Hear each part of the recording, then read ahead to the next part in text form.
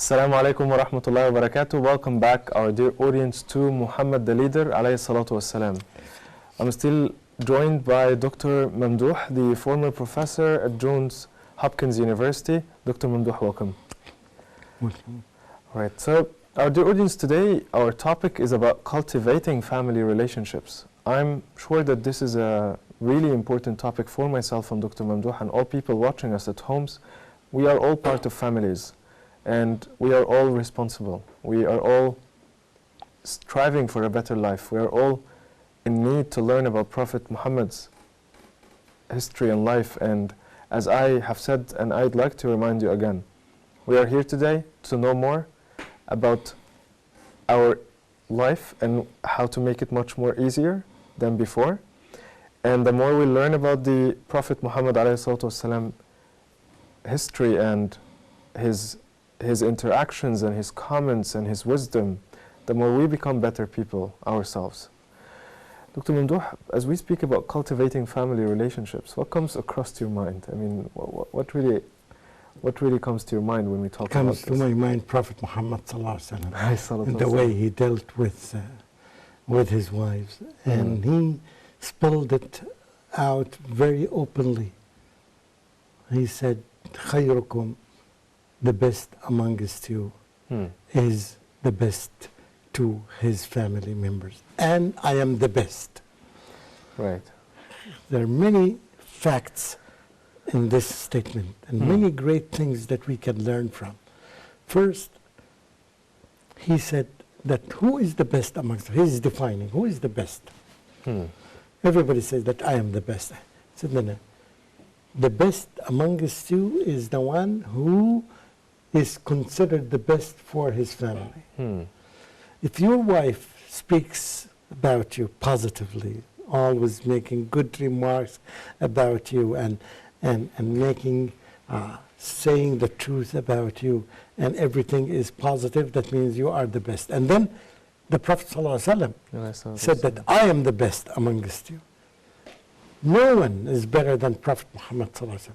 Not only, by the way, not only because of his good and strong relationship with his family members, but also in every aspect in life, nobody is better than Prophet Muhammad ﷺ. Had there been anybody who is better than Prophet Muhammad ﷺ, Allah would have selected him to be the final messenger. No one on the earth is better than Prophet Muhammad ﷺ, as the Quran mentioned this.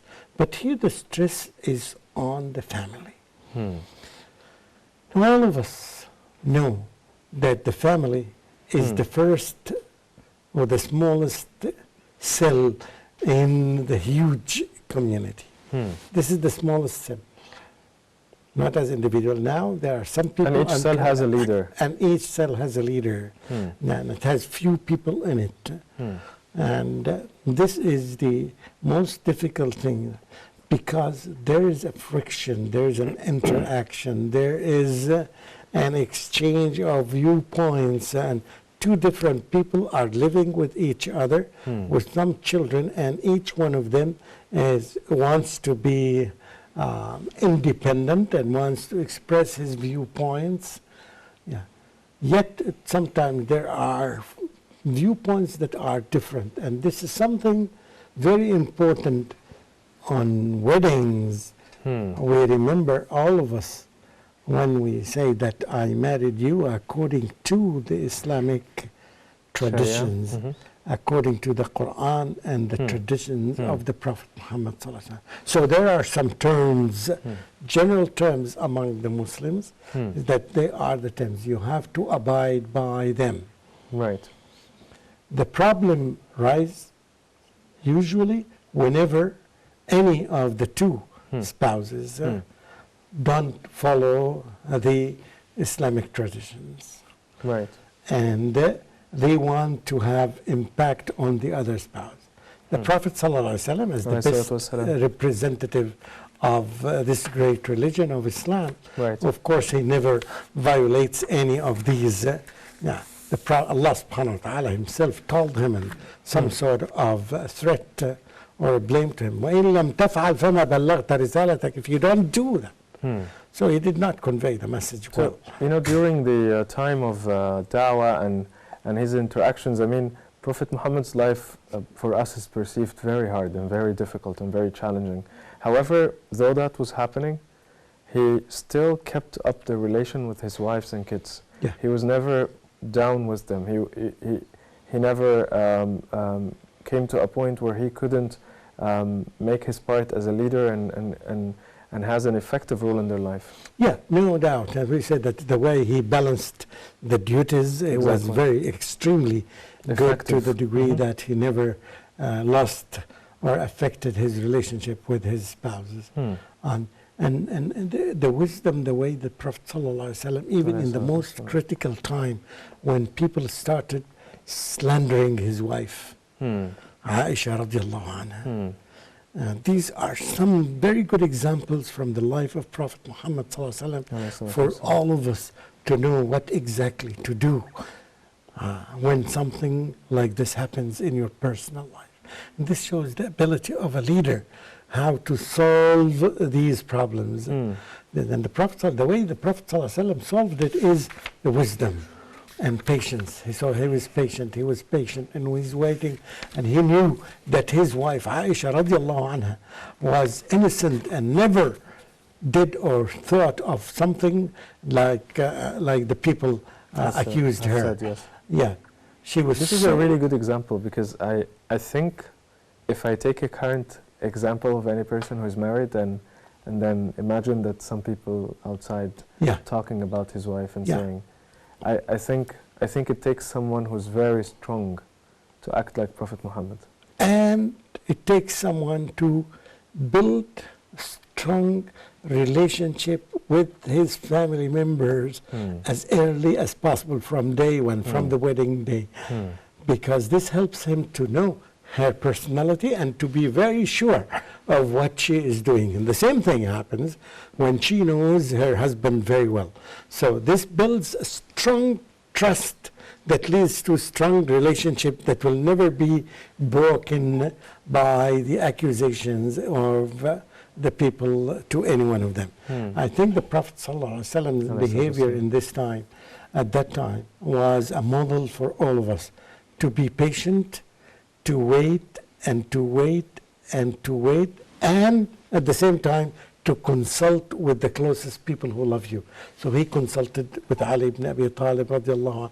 He consulted Abu Bakr as-Siddiq, her father. Unfortunately, some people, when some dispute happens between them and their spouses, they never visit the whole other family. The Prophet ﷺ then kept his relationship with her father, Abu Bakr as-Siddiq radiallahu anh. And he consulted with Umar ibn Khattab. He listened to all of them, and he was waiting until a revelation from Almighty Allah sent down the innocence of his wife, Aisha radiallahu. It was a very good example of how that when you are from the very beginning, you build up strong relationship with your spouse, not only as an individual, with the whole family of your wife. It's very important, with her father, with her mother, with her brother and sister. So this would help you understand the whole family, and would help you, if something happens, you may find the solution from her father, or from her mother, or from her brother or sister. So building strong relationship and having good relationship with your spouse and the family. So this is like a benefit for the future. Even if you build strong relations and you come across a problem or a challenge, you may discuss it with them. Yes. And you know, this takes us back to some different episodes that we've already discussed. Number one, building trust. Building trust. And number two, mashura, which means that I consult. Consultation. You consult all the time. The family members, yes. Yes. Yeah. And sometimes the consultation, maybe people don't know, the best consultation with your enemy. You consult your enemy if your enemy is willing to be open up, and that's what happens in politics, by the way. Right. In a way, what do you think of this? Yeah. They ask. You consult with them, and they would give you an advice, and you would know how they think, and you can find a way to deal with that. Right. Yeah. Okay. The problem is, if you don't have another question, I would say that the problem is failing to maintain this relationship. Marital life is not the honeymoon.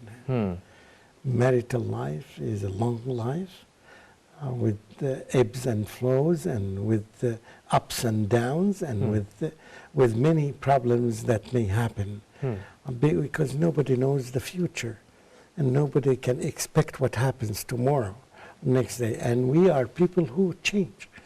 I myself. So this is an advice for those who are getting married soon, and to set their expectations. Yeah. And every time you have an opportunity to strengthen the relationship, do it.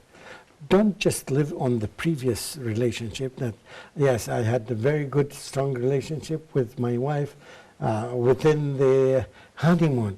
Yes, you did, but you don't know what happened after that. Many things happened after that. So all the time, keep an eye on your relationship with your family members. Yes, particularly, of course, your spouse. So whenever you have an opportunity of strengthening the relationship between you and your spouse, you take it and use it. Something that helps you achieve this, when you all the time build strong relationship with her family members, like her brothers and her sisters and her parents, because this, for the future, if you have a problem with her, now you have many channels. You can go to her brother, you can go to her father, you can go to her mother and solve the problem. And the more channels you have, the more possible that you are going to solve the problem that arose between the two of you. So, and I think also him having this happening with her family members actually is a point that has strengthened the relation between him and her, because she will respect him more, she will love him more. Yes, yes. Because this all the time prepares you for the difficult times that may happen at any time. So we should be very flexible in our relationship. We should not be very limited to our spouses only, because this closes all the channels of solving the problems. Right. All right. So we're going to take a shorter break, and then we come back to continue talking about how to strengthen our family relationships and cultivate it. Our dear audience, will take a very short break, and then we come back. Stay with us.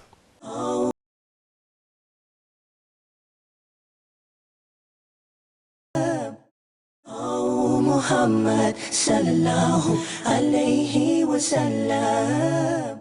Welcome back, our dear audience. After the break, I'm still joined by Dr. Mamdouh Noureddin, speaking about cultivating family relationships as part of Prophet Muhammad's life, alayhi salatu wasalam. So, Dr. Mamdouh, the Prophet Muhammad alayhi salatu wasalam, as I can see from the chapter, he is a prime example that a leader is incomplete without strong family relations. How does the family serve as the leader's source of inspiration and comfort? I mean, what should leaders do? Regarding this issue, I would like to focus on this advice, which is quality time. You spend quality time with your family members. How quality time is different from any time? Yes, it's quality. The word quality is different. It's not about the quantity, but it's about the quality. When you sit with the family members and you discuss a topic, you try to involve all of them. You speak to them. You can show your love and respect and your kindness to your children and to your wife, and in this way the relationship grows and grows and grows. As we know that the Prophet ﷺ, he was used to sit among few people, or few VIP people, or few dignitaries from different cultures, sitting with them, talking about a very important topic. And when his daughter Fatima radiallahu anha came, right, he stood up for her to receive her. This is what I meant, something very important, and this leaves an impression on her, that he loves her so much, and he showed this to all the dignitaries, which may sound very strange at that time. And he used to kiss his kids and his grandchildren in front of the other people, to the degree that one of the companions commented on this by saying that we don't do this to our children. Yeah. We don't kiss our children. We don't do this. And this, of course, the Bedouin style. And the Prophet ﷺ, he said that, I mean, what's my mistake? What's my error? What did I do wrong? If Allah subhanahu wa ta'ala took mercy from your heart. Showing that mercy should be there and should be expressed to the other people, particularly the family members. So here, the attention of the Prophet ﷺ was spending quality time with your family members, laughing with them, joking with them, commenting, first of all, responding to their needs and doing all these things. This is the quality time that I'm referring to. I've got a question at this point. Yes, please. You know, nowadays the economic crisis is almost affecting every place in the world. Some leaders in the family has to work, I mean, they have to work more hours. Technologies have made things look different. Nowadays, you may find some parents are checking on their kids using the smartphones, smart iPads or tablets. I mean, what is your advice for these people? Because I know some people who may not see their kids for days because of work, for example.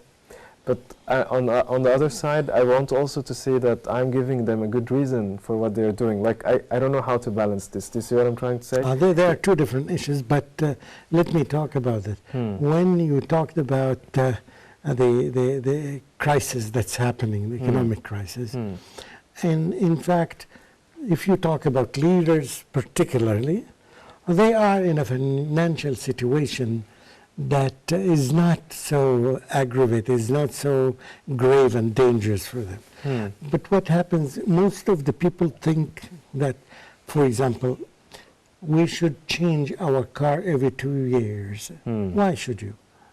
Why should you? Why do you put yourself in this situation? What's wrong with having a car that stays with you for 5 years or 10 years?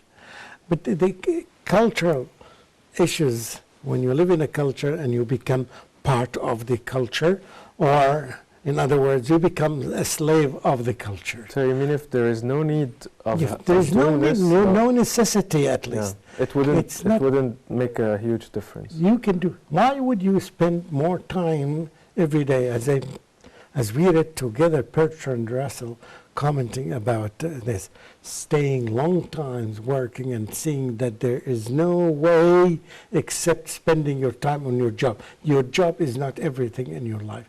You need to enjoy life and you need to give the rights to all the members of the family. Right. So we need to change our perspective as the Prophet ﷺ is trying to show us. So spending quality time with your family member is something very important. It's not just time. You are sitting at home, you are reading a newspaper, she is reading a magazine, somebody else is doing something. No, you have to be with them. I remember what Ali ibn Abi Talib radiallahu anhu said, when he said that the way you raise your kids, for example, he mentioned there are 3 steps. One step is the first 7 years, he said that you play with your children. See the text, what he said. He didn't say that, don't let your children play for the 7 years. He said, no, play with them. Because this kind of playing would help you to communicate with them. So the purpose of quality time is to improve communication, strong communication with your family members. So when you build up this relationship, it helps you, both of you, to solve problems, the future problems that may rise. That may have like some sort of this economic crisis or okay. So I mean from the very beginning, if the relation is strong enough, it will already solve this. And this will never be built up correctly unless you have quality time with them.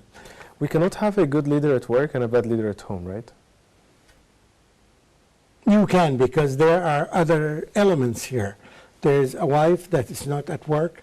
There are children who don't work with you. You can have good leaders there, but usually this is not the case. What I mean is, can one person be a good leader at work and a bad leader at home and vice versa?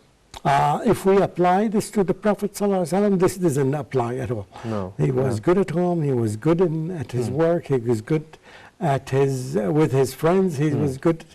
Exactly. That's why I asked. I feel like if this person is doing a good performance, they're having a good performance at work, then most probably or most likely they are very good at home. Yes, most likely. Yes, most likely. But remember that we are not like the Prophet ﷺ. Exactly. Yes, we're just trying to yes, imitate him, of course. even among the other prophets, we used to see some bad relationship between a husband and a wife. Right. So, which is shows us even this high caliber of human beings still they can have some problem. Yeah. Right. Okay, so now, since we are speaking about the family, I want to move a little bit closer to the kids. I know we spoke about them, but I want to have them on table. Now, me as a leader, while teaching the kids to be future leaders, how can I be a role model for them? Absolutely. A role model, people usually say the role model. The first role model for them is the parents. The father and the mother. They are the first contact. So they see that. If they see the father is drinking wine at home, almost definitely that they will be drinking wine.